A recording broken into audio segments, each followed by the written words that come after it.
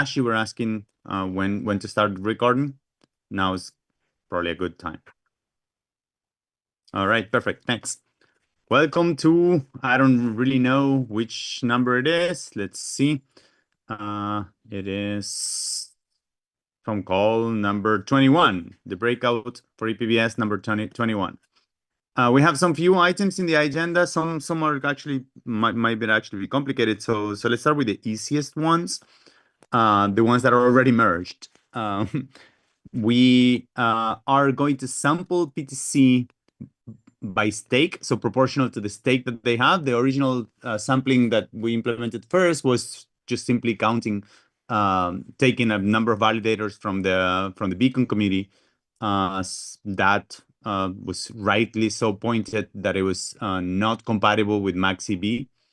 And now we're sampling it by stake. I think this has already been merged. It was a PR by Francesco. But we still will count the votes individually. So you are selected or not to participate according to your stake. But when you vote, your vote counts as one, and the threshold, we still have it currently at 50%. I don't know if this might change for DA.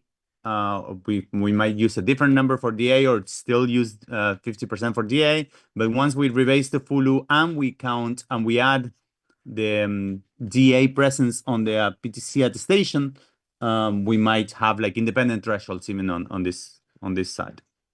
I don't know if anyone has a comment on this.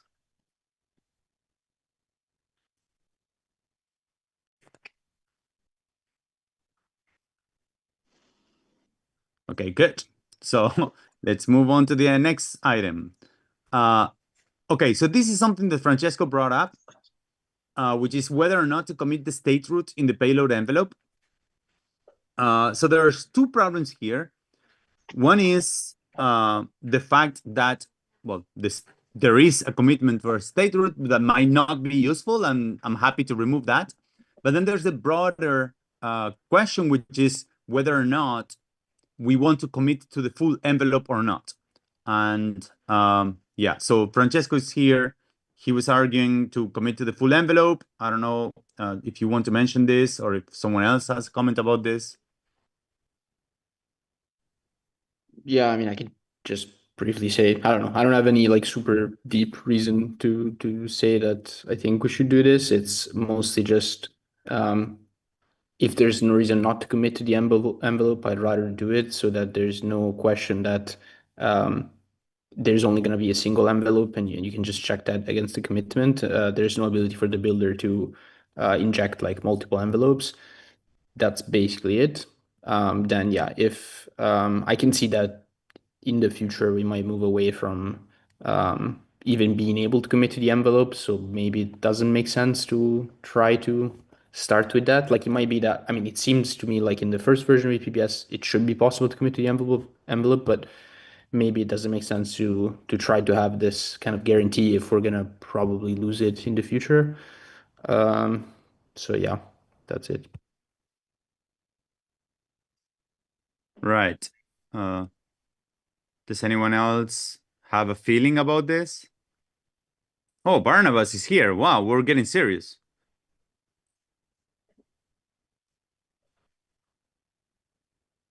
Okay, so I can, I mean, my opinion on the topic is that we definitely will not commit to the envelope in the future.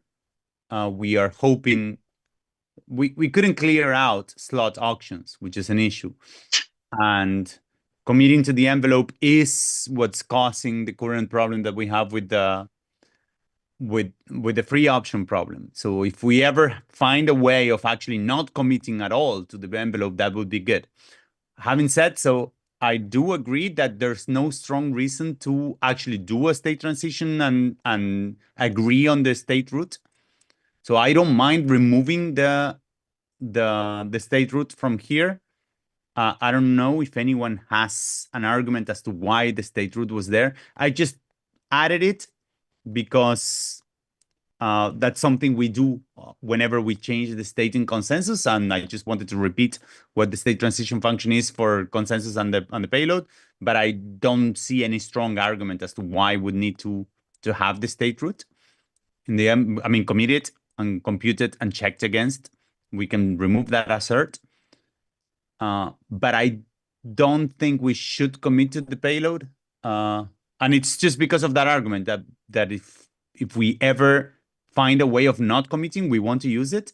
And I'm not sure how easy it would be to remove that commitment once we have it. Like it's code that we hope we can remove it. And if it's easier not to change it in the future, that's gonna be better not to have it now, not to change it now.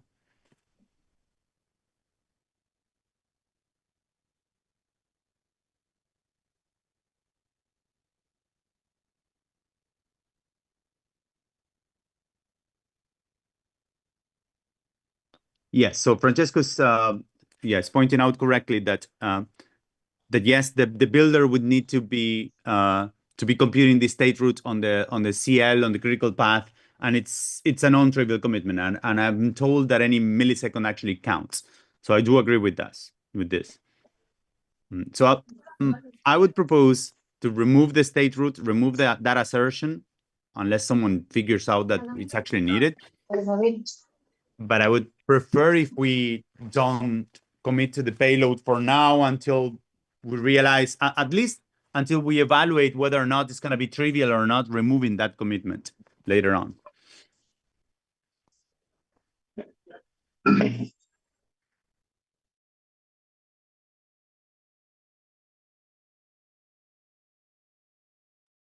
I don't see any pushbacks nor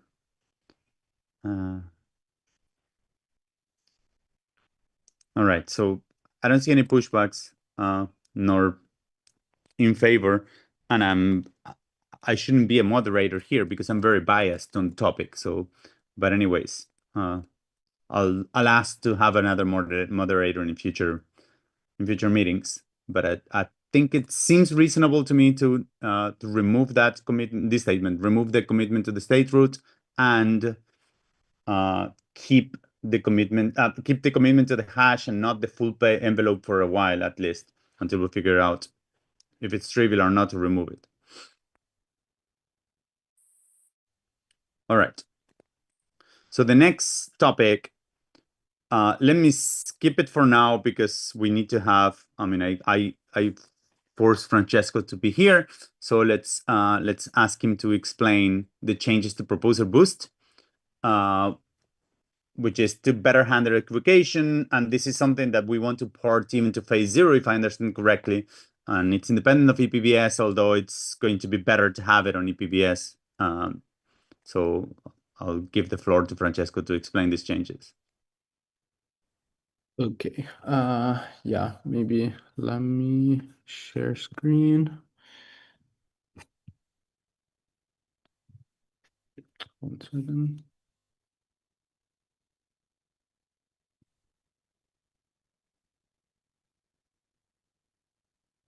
Okay. Yeah, so first of all, yeah, do you see the this VS Code thing? I can see it well. Okay, so one thing is sort of independent of ePBS, and it's this one. So I mean, yeah, this is just a helper mean to update proposer boost root, which would have happened otherwise here. And new thing is basically you don't just check if a block is timely and is the first block before updating proposer boost root. You also basically check if the proposer is the one that, so this part, you only update if the proposer is the same as on the canonical chain. So yeah, you basically just like get your head state, update it up to the current slot, and then check if the proposer index is the right one. To me, this seems just like basically a bug with proposer boost. Like it basically allows that someone comes in with whatever block from some forgotten branch. And I mean, it has to be like descending from the finalized, but still it can be done, and it can have a completely different proposer sequence, and it just forces you to update your proposer boost, and then you're not going to update it for a real block. of the actual proposer, like as long as this block comes first. So yeah, this again completely independently of ePBS, and this is why it's in phase 0. It seems to me just like a pure like proposer boost bug that we should fix. I don't have an opinion exactly on when this should be fixed. I mean, I think it's not nice. Like in principle, it is pretty easy to exploit. It's not like the end of the world because exploiting it by itself kind of doesn't really do anything. To like exploit it meaningfully, you need to also be doing the kind of things that proposer boost is meant to prevent. But it's also not, yeah, like it's I think it's a meaningful problem. Like if you control a validator and are able to do this, like if you manage to have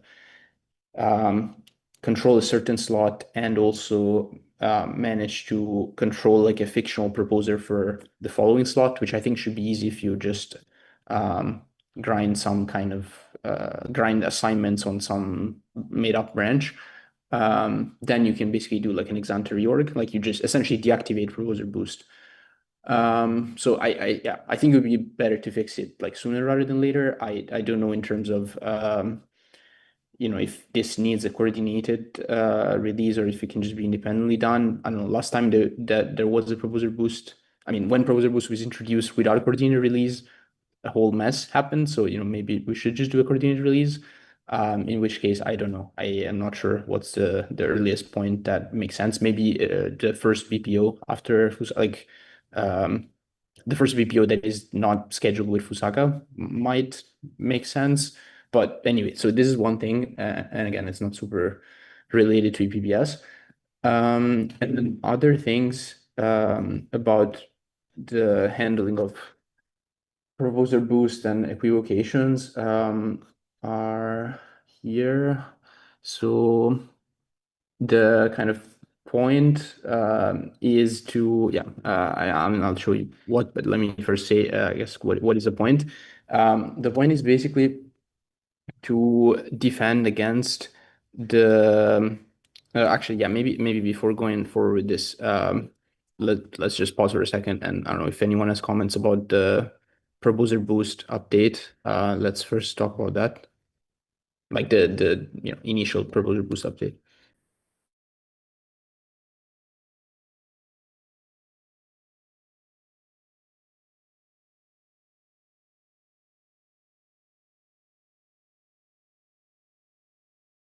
So, Francesco, I can point that. So, as I was saying in the chat, in Prism, we are subject to this bug, but I think it can only be triggered not by a random proposal. I got worried when I first heard about this because, in principle, anyone can actually just grind and see, well, if I build a block on top of this other very old block, and I imagine that there was such a branch, then I would be the proposer now, and I just propose some nodes would sync it. So if we're finalizing, of course, it doesn't happen. But if we're not finalizing, this in principle can happen. But I think Prism will not even attempt to sync such a block. So we aren't subject to such a thing. But if we are forked, yes, then this can be exploited for us. And why would you ignore such a block? This was an issue that when we were being DOSed by these blocks, uh, I think I proved that we can ignore them on gossip, but request them and sync them if we request such a block. So if we sync a child, if we see a child for such a block, we would sync it immediately. But A child if we or only also an see attestation, right? Or do you or an ignore attestation, attestations? exactly. So if we see anything that refers to such a block, we would immediately sync it because we keep those blocks. But if it's just coming out of nowhere from gossip, we would just hold them. Okay, but then I mean, if it is actually an attack, then someone can just attest to the block and then Yeah, make that's you. correct. Yes. But the question is not to prevent from attacks, but to prevent from bugs. So clients that are buggy, typically they just randomly submit a block on top of a very old head that they had because they were struggling.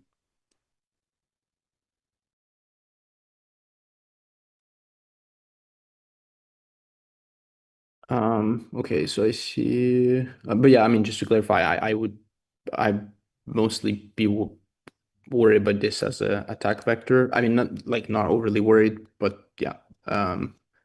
But yeah, it would definitely be good to be sure that it's not something that can accidentally cause problems, because that probably would be even worse. But I guess, it hasn't caused problems for years. Well, maybe we don't know, but allegedly. But anyway, I see Justin is saying ideally it would be fixed for Osaka. Yeah, I mean, I guess it's just I don't know how people feel about me making this change before Fusaka releases. I also don't have a good understanding of like how simple it is for people to do this. I mean, I would assume it is simple. Like clients, I guess, do already like would know what this proposer is, like this uh, kind of expected proposer for the head state. I would assume clients already have that, so I would assume it's quite simple. Um,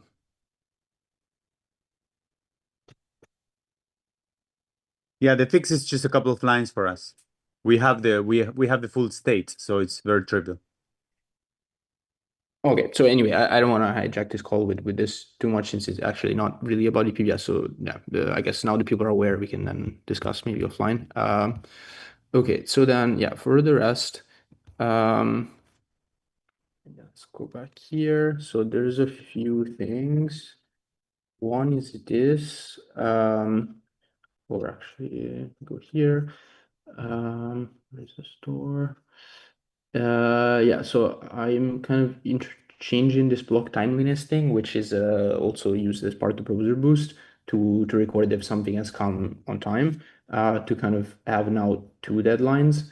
One deadline would be the same as before, and then the new deadline would be the PTC deadline. This is just basically recording whether a block came before the PTC deadline. And the point of that is that we basically want to treat um, early equivocations in like a particular way. So the whole thing is about what we do with equivocations. And the kind of case that we're worried about is um, basically when equivocations show up late. So they can in principle get trick the builder to release. Like everything looks fine for the builder releases, but an equivocation shows up late. And then proposer boost is used to try to actually get the equivocating block to become canonical. So like basically if you think about the rule that we have for builders to release. The rule is release if 40% you see 40% of the weight. I mean, then I don't know, builders might do something different, but at least this is the rule that's supposed to kind of ensure that builders have all the nice properties, and it fails in this specific way. I think it's the only way in which it fails, which is like, yeah, you could see 40% of the weight. That feels like it prevents you from being reorged through proposer boost. But then actually an equivocating block shows up, and now the kind of next proposer can anchor on that block with their proposer boost, and then sprinkle in on top of that some weight and still reorg you. So that's basically the annoying case. And okay, there's a few things that go into trying to fix this. That's from 3.0.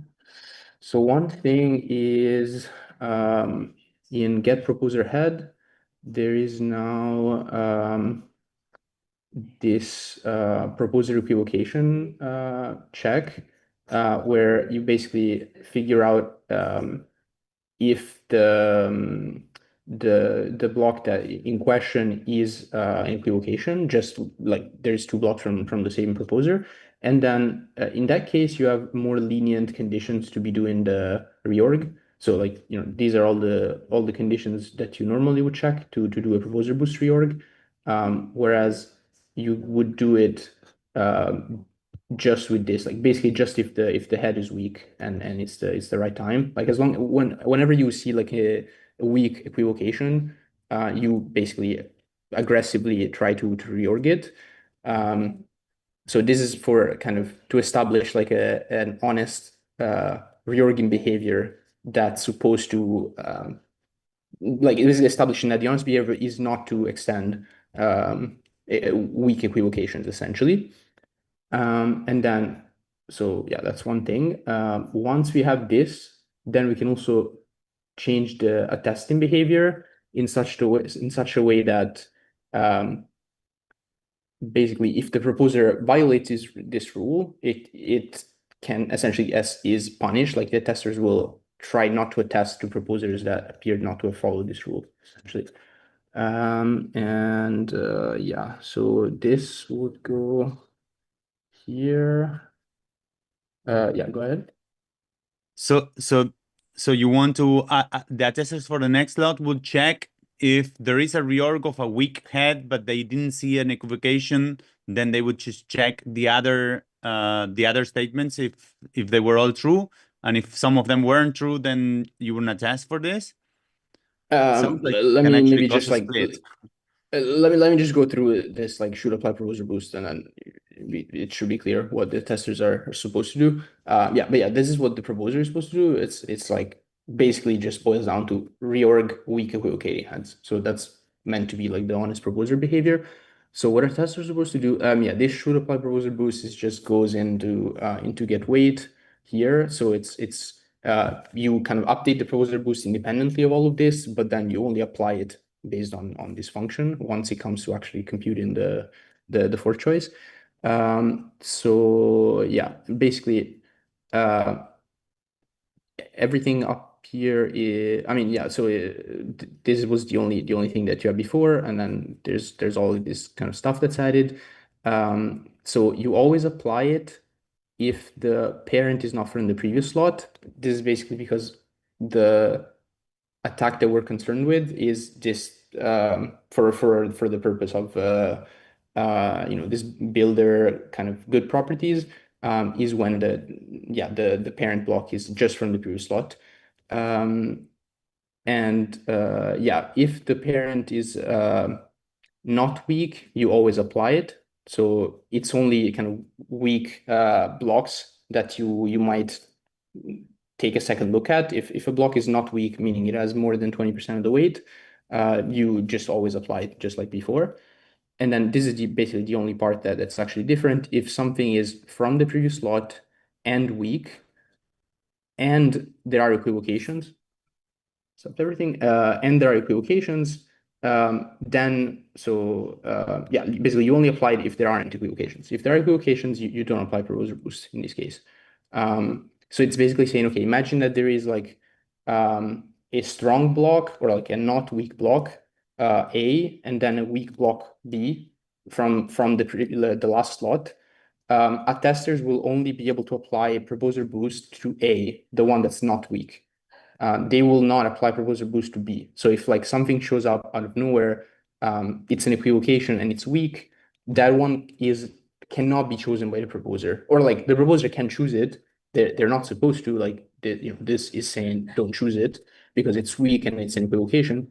But if they do choose it, it doesn't get proposer boost. So that's basically the point. Like when you do have such a situation with multiple equivocations, the proposer is kind of not supposed to choose any weak one, and if they do, they don't get the support of attesters, or at least of proposer boost. Yes. So in principle, it doesn't force them, but I think it would likely force clients to use this honest reorg feature. I think there are some Yeah. So clients that this are is meant not to using not get proposer be. head. Yeah, this is meant to not be optional anymore. Yeah, so yeah, I mean, okay, no, this is suggestion things about the order. Yeah, I don't know where it says that this is whether this is optional or not, but yeah, it's not supposed to be optional. Which I mean, I think we We have anyway Stefan here. want, Did Teku because implement this? Because there's a few clients. I thought Teku, for example, did not implement this. I'm pretty sure we implemented this, but I have to double check. But yeah, I mean, I think you're right that not all clients implement till the very least. I don't know which do, but anyway, I mean, I always thought that this would need to become non-optional because, for example, right now that's how Fossil is supposed to work as well. I mean, even there, it's like would be fine to be optional as long as like there's enough people that are doing this so that it's not like an empty thread. But it's yeah, even in that case, it feels like every honest validator should be trying to enforce the inclusion list, and they would be doing it this way. Yeah, I mean, you could have different conditions for that specifically. But anyway, I don't know. I think it would be best to have this not be optional. And yeah, for this case, I think it would be necessary because otherwise I think you can probably screw the proposer. Like if they're not doing this expected thing and they kind of just choose whichever of the two, it might, yeah, I'm not sure, but I think this might be like an attack vector against the proposer.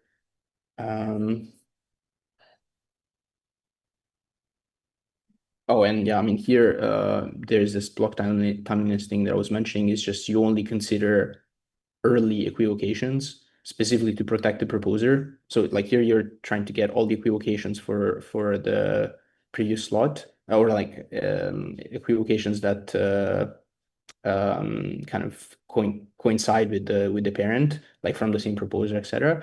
And you only consider the early ones such that the proposer is supposed to have seen them. Like you don't want to consider blocks that you just got like very late, because then the proposer would not have had a chance to see them. So that's why we need that timeliness thing. This is basically most of it. But yeah, I know it's not super like it's also not super easy to explain. So I don't know. I guess yeah, if people have questions, yeah, I don't know. If there's something that's unclear, tell me. I can try to re-explain it, or if you have a question, or I don't know. We can also move on and to whatever else the call wants to cover, and then we can talk about this async. It sounds incredibly simple and reasonable to me, but it's very simple because we already have everything here implemented. I'm not sure how simple it would be for clients that don't implement the honest reorg, because that was not trivial for us to implement. So once we set up the honest reorg feature, implementing this is trivial. Although even if you don't have the honest reorg feature, I think the changes to Proposer Boost should also be trivial to implement for clients. I mean, not the get proposer head, but the changes to Proposer Boost itself should be very simple to implement.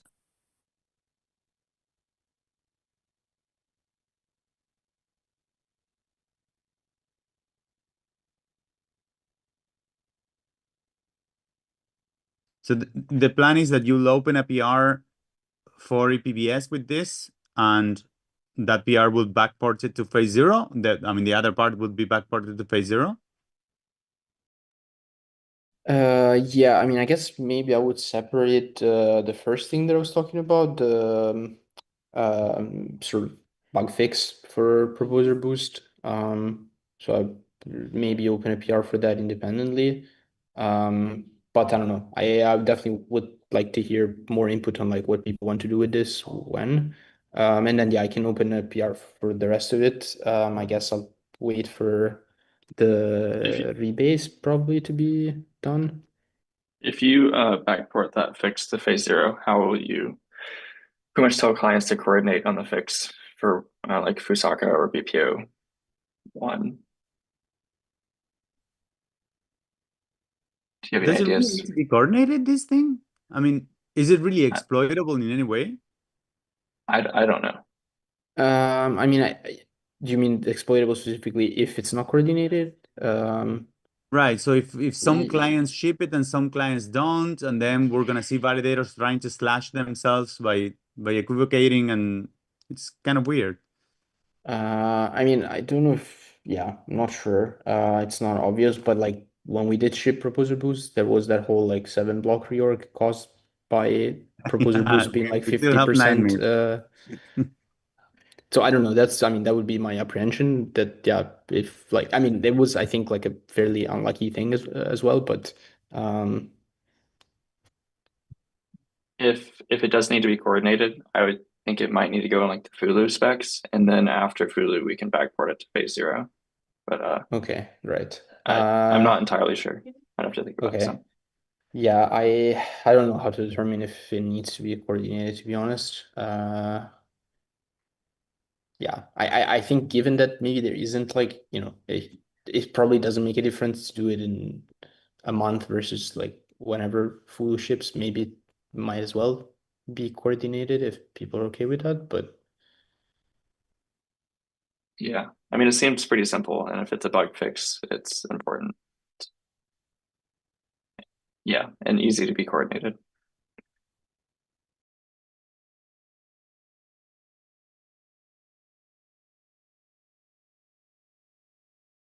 All right. Is there any other comments on this?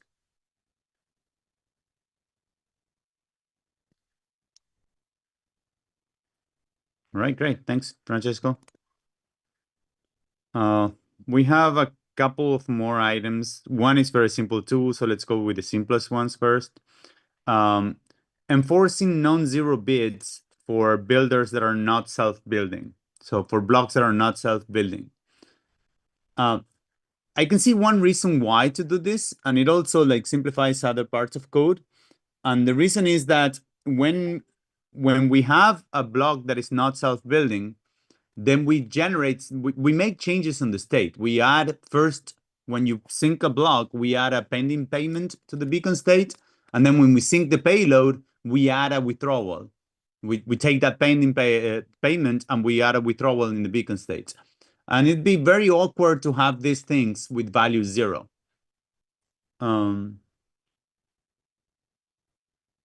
Justin, we're rejecting 0 value bits in relays. Yes, correct. Yes, there are no 0 value bits. And we're going to reject 0 value bits anyways over P2P as well. The thing with having 0 value bits is that it could be useful for people that want to go off protocol. And there's an argument to be made of like actively keeping support for off protocol bits. It's not something that I would be happy to support on Prism, but some other clients might want to support blind signing. And I'm not sure if it's useful for them to have this. So there is an argument of like having 0 value bits to go off protocol and receive the payment off protocol.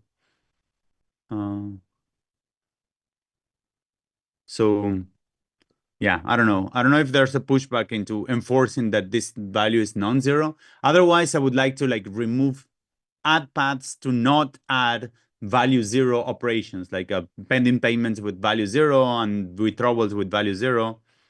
Of course, it's kind of silly because you can still add these things with one way and that's it. But anyways.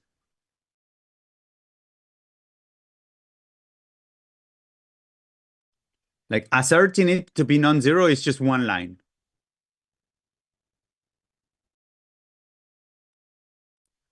I'm in favor of the assert.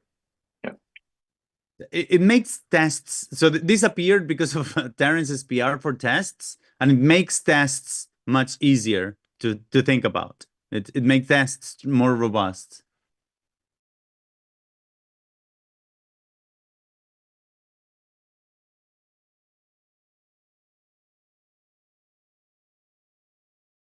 Yes, to that comment, yeah, that's correct. If you want to go off protocol anyways, you can do it with one way. It was just an issue of like yeah, making their life easier. But if no one is against asserting that the bit is non-zero, that's something I would prefer as well. This is just for non-self-building, right? Yes, self-building needs to be 0. Self-building is important that it is 0. Okay, then like if you want to go to protocol, you can also just have the proposer just pretend to self-build. So I think it's not Yes, really... so that was my way of going off protocol. That was my proposal, that you keep it exactly the same as it is now with map boost, and then the proposer signs everything. But then Mark came with a system for that would be good to have like different signatures. Have the relay sign the payload and the envelope, and then have the proposer signs the consensus block.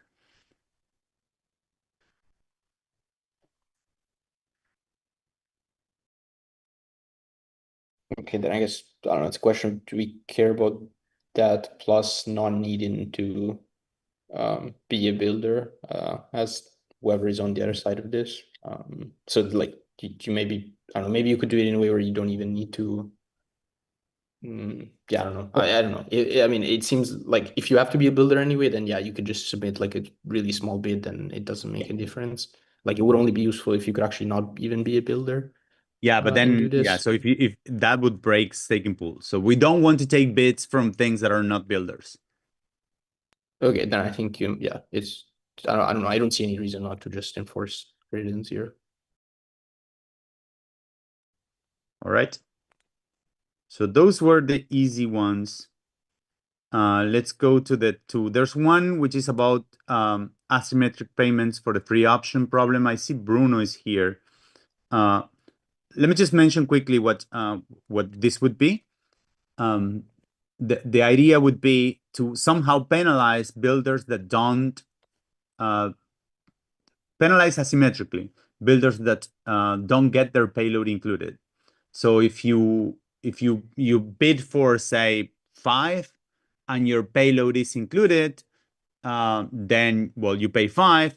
But if your payload is not included, then you would pay something different, and probably 7, something like this. Now, there's reasons to do this, which have to do with this free option problem to try to penalize withholding the payload. But I think it's too early to find out exactly what sort of asymmetric payment do we want. I just wanted to point out that it is very simple to implement. One way of asymmetric payments would be to return part of the bid to the builder when we process the payload. So if the bid is for, like, say 10, then we put a pending payment for 10, because anyways, there's no money being taken out of the balance from the builder at that stage. We put a pending payment for 10, and when we process the payload, we anyways would remove that pending payment when we process the payload immediately. But then instead of transferring the withdrawal for 10 to the proposer, we transfer a withdrawal for 7, for example. In that way, the proposer gets 7 out of 10 when the payload is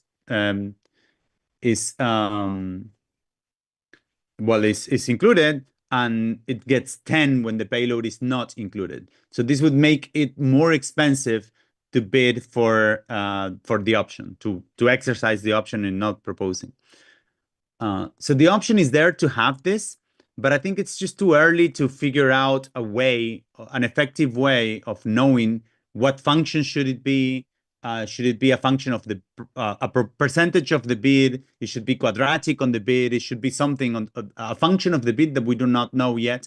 I think we need to experiment more and know exactly the extents of these problems of the free option problem. Also know what are going to be the timelines of the PTC commitment to commit it, so that the deadlines also determine how likely this option is to be exercised. So I think we should eventually do something about this, but probably after we have better numbers on what the timelines are going to be for deadlines. I'm not sure. Perhaps Bruno can say something about this. Yeah, sure. I mean, of course, it's too early to say, right? We are doing some internal experiments right now with the data we have. And yeah, one of the questions you had, one interesting question you had in the previous meeting essentially was how pegged is the option value to the value of the block. And right now, what we see, it's like not even like it's not very related. It's like has a lot of variance, no correlation at all, or mostly not correlation. And so with right now, but very preliminary conclusions is that just the penalty to be some proportion of the bid wouldn't be that useful. Of course, that's biased to the data we have right now. So yeah. On the other things that we could do is like, or we mentioned in the previous calls, is do something that it depends on previous rounds and depends on previous information. Also, for example, we could have a target, right? A target of like when the free option is not used. Let's say 99.9% of the times the free option shouldn't be used. That should be a target. If it's 0.1%, it's not that bad. And with this target, trying to have the minimal slashing possible, minimal penalty possible. Why we like that? Because the smaller the penalty, the lower the barriers to entry, right? As for builders, and also the bids will be more competitive because wouldn't be budget constrained. So I think that's research direction that we are currently doing, but yeah, everything is very in preliminary stage. We cannot have conclusions right now on what to implement or not. But yeah, that's the more or less the summary. Thanks. I just want to mention that even if we don't go with a proportion of the bid, like having, for example, say that you want to have a function that looks like 5 or 5 ETH plus 10% of the bid, then the way we could implement such a function would be we enforce that the bid is at least 5 ETH, and then we just return to the builder, we return 5 ETH minus the whatever percentage is, and then we get that sort of like linear function. So I think any kind of function can be implemented as a refund mechanism in a simple way. It's just I think I just wanted to have out there that we can implement these mechanisms, but I would wait for researchers like you guys to tell us, we believe this is the best way of like penalty mechanism that we have, and these are going to be the actual numbers of this option before we start implementing these things. Okay. And do you think it's possible to use previous slots if they were missed or not, for example, as data points to define the function, or you think that's a no-no? So as I mentioned in the flashbots, I mean, Francesco's here. I think we've had a similar discussion before. So generally speaking, when we do a state transition function, we try to not depend on previous data. So this thing is, we want to have a pure function that takes a state, takes a block, and then it gives us a new state. So the way to maintain that sort of signature and still use information from previous slots would be to add that information that we need to the beacon state itself. So we could use this. There could be some pushbacks. I mean, as always, there's a trade-off. Like if the problem of the free option is very serious and it becomes trivial by adding, say, the information of how many slots were missing in the last 10 slots, then I think it's an easy trade-off. If the problem is not so serious, then we might see a pushback. But it is possible, and it is actually simple to implement those things. Like if the information you need is how many slots were missing before, or the bits for the previous slots, these kind of things, that information it's easy to add to the state. So it's not hard to implement, but it's better if we don't need to add it, because it's a point where we might have a bug and then have a consensus failure.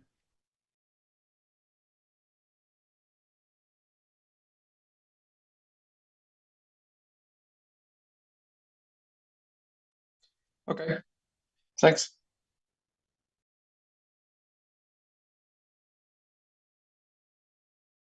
Does anyone have an opinion on this issue, or in general about the free option problem? I mean, now that we reached that, it's probably a good time to talk about that.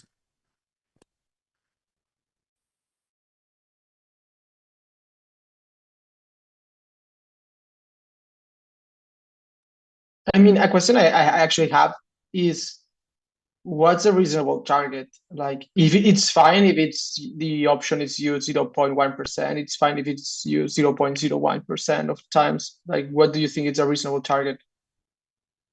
I have no clue. I think it's, so the trade-off is about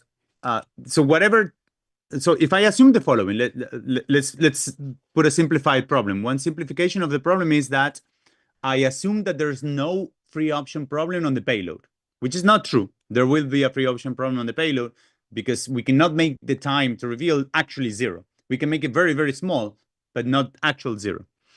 But let's suppose that there's no free option on the payload, on the deadline on the payload. Then the only thing that matters is the distance between the deadline for the payload and the deadline to the blobs. And now that time gives direct impact on how many blobs, the blob number that we can have. So I think the trade-off is economic incentives for rollups and blob number versus these missing blocks that would appear if the free option is exercisable. So that's literally the trade-off on whatever system, with or without ePBS. So I think if you make that, if you analyze these two things, then you might get to a number that people might consider reasonable. But I have no opinion on this.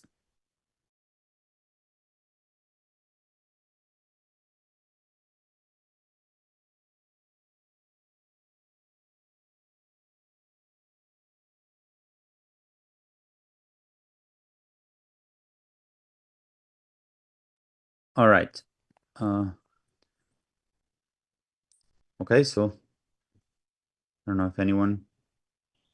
This free option problem is something that people are actively working on, and we do expect to have changes because of this. And if we find a good mitigation, I'm hoping that we will implement it. The most drastic thing would be to have the two deadlines together, which we always have an option. I'm hoping that that's preventable. All right, so unless someone voices up, I want to move to the last item on the agenda, which is the discussion about inclusion. I'm sorry. Shane, I'm helping Mark over at Lighthouse with implementing ePBS. And when you mentioned the idea of pushing the two deadlines together, that would be like worst case scenario, right? And I'm curious if I remember reading from like a Shutter post maybe like a month or so ago, where they had this idea of like builder builds the payload, signs the header, and then encrypts the payload under some like threshold public key that's tied to that slots committee. So like if the committee members hold some key share after that reveal window gets hit, if the builder didn't reveal, then like any party can collect enough of these like partial decryptions to reconstruct the payload. It sounds a bit more complex, but I mean, in theory, like then you don't really have the free option problem anymore, right? Like you're able to reconstruct the payload from like the partial committee members at that point. I'm not sure if that's something you guys talked about in the past. It's my first time joining this call, but curious if it's something at all being considered, or if we're like pretty set on asymmetric payments is the way to go. This was proposed. It has never been discussed here, actually. Yeah, it's like a silent threshold encryption like concept. And I would have to do more research myself to like fully understand it, but yeah, I think it just needs more like work for committees, and probably more like overhead for gossiping as well.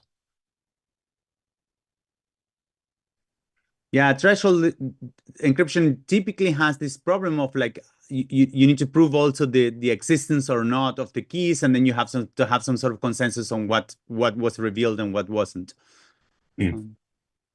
But yeah, so this we've never discussed this. If there's a serious proposal with this, it would be nice to analyze it and have a good description here. I'll post like what I had found, this post about it. It's like later on in it. By the way, so I know that when we started doing this thing with ePBS, people on the EL, particularly Justin, pointed that it would be very nice to have encrypted payloads with this, since we now decouple this, because we can probably use this to even have some privacy on transactions. So to as a primitive for privacy, at least short-term privacy of transactions.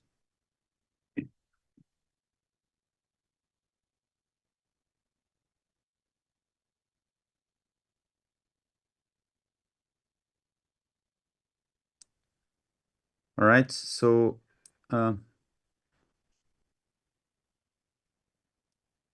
okay, so we can probably move on to the next to the last topic. Well, I'll add two topics. One is going to be very short, but the next one is this discussion on inclusion.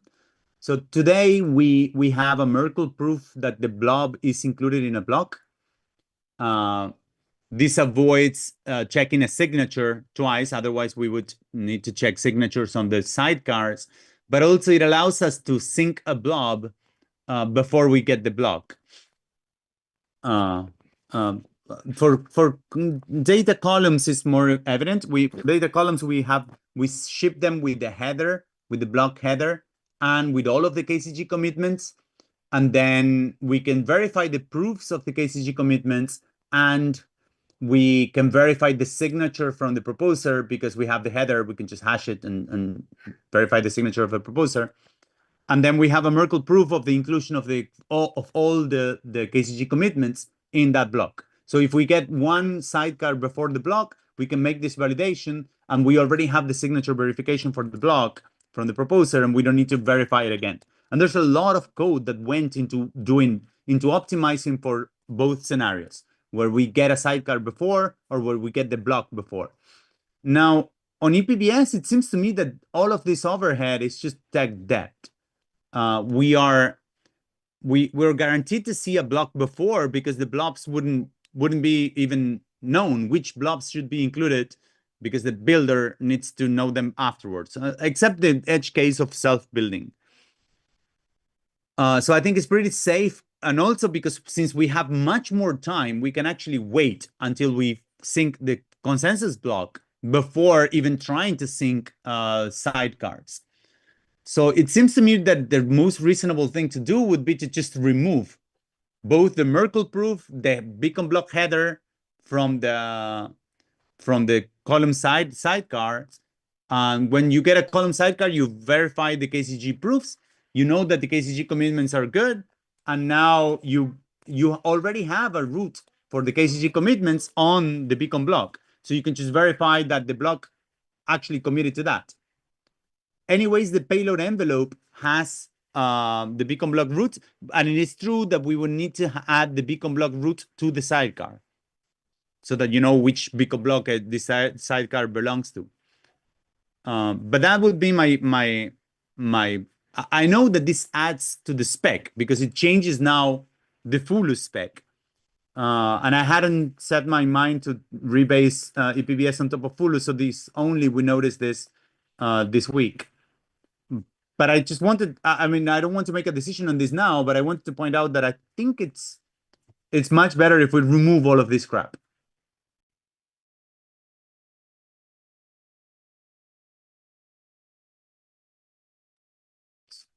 And I know since there's a lot of code into dealing with this situation, it might be even worse, like removing it. But I want to give one attenuation that Casey from my team pointed out, which is this is not really going to be tech debt, because once you finalize something, you don't ever need to again verify these things. And this is data that is pruned eventually. So after we finalized the first Glamster epoch, and we're after like the syncing phase for these blobs, we can just remove all of this we can remove all of this code from our clients.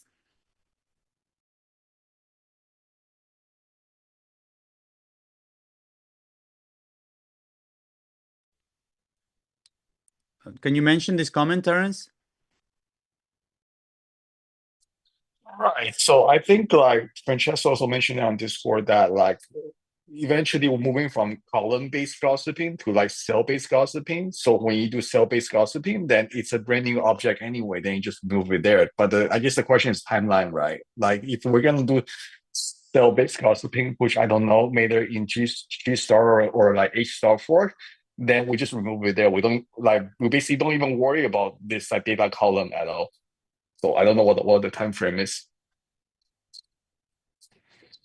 Yeah, so I mean, one thing there actually is I might have spoken too soon in the sense that like, I mean, we probably do want to do some form of cell gossiping, but it might be that it's not directly by changing what the, let's say, gossip sub level object is.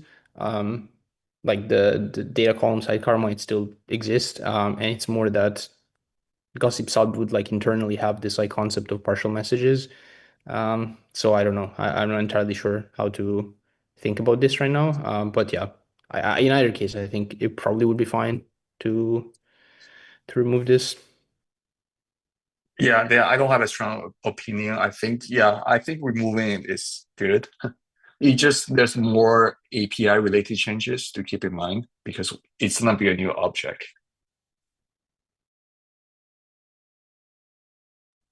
So I think that a question is, what do we want to have for zero DevNet? I mean, Stefan said that they are going to start implementing in Teku. We are going to start implementing soon in Prism. Certainly, it should be based on rebased on top of Fulu. And then the question is, what's going to be more work for us to keep this verification that is currently done on Fulu, keep it for ePBS or remove it entirely? And I don't know yet. I think we should have this discussion again, but it might be the case that removing it actually is simpler. One of the biggest problems that I foresee of this rebase to Fulu is the fact that the KCG commitments are no longer coming with the beacon block, and all of our code assumes that the KCG commitments are in the beacon block. Again, this is something different, but I also was proposing to keep the KCG commitments in the block, so therefore they should come in the bid because of this problem, because it might make it easier for us to implement. But that would make also the bids much larger if we have 72 blobs. So I don't want to stress the P2P stack where every validator can send bids.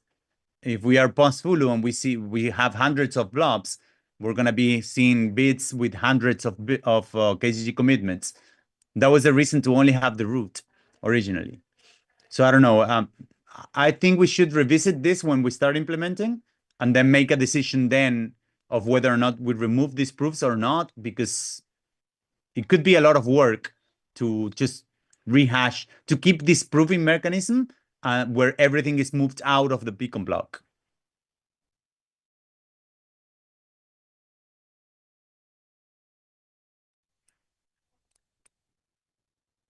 Oh crap, we're just on the hour.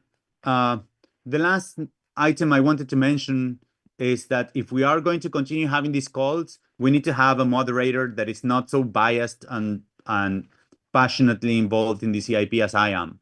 I look forward to seeing, and the best candidate was Justin that just left. So I'm hoping to see someone to propose themselves on R&D to be the moderators for these calls.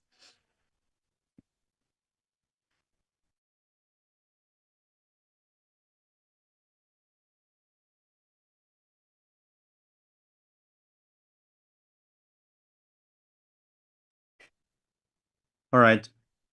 Does anyone have any comments before we go?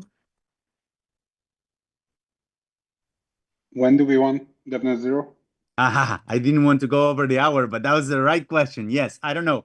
I would target it October. I think we can have it by end of October, beginning of November. Does that sound good? I think Terrence proposed this.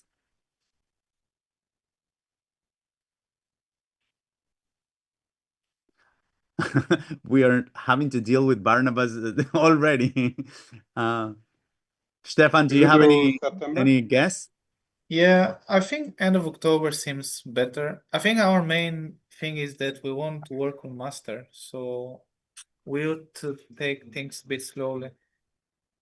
Yeah, so that's in the a beginning. blocker for us as well. I wouldn't want to be working on ePBS on top of a branch of Prism.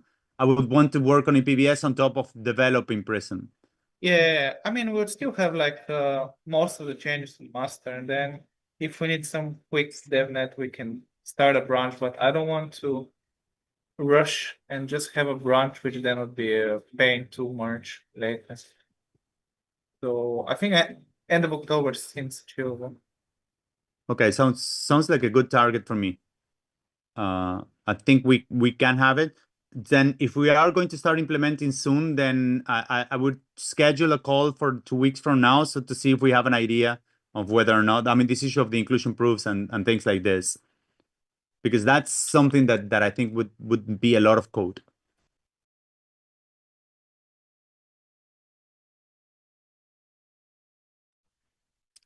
All right, guys, thank you for coming.